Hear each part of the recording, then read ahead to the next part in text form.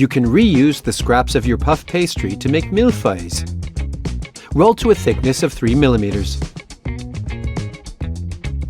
Cut out a 40 by 60 centimeter strip and let rest at 4 degrees Celsius for 30 minutes. Preheat the convection oven to 170 degrees Celsius. Place the 3 millimeter thick rolled dough on a baking sheet and bake for 10 minutes. Cover with parchment paper and a perforated sheet and continue baking for 30 minutes. Sprinkle with icing sugar and bake again at 210 degrees Celsius until fully caramelized.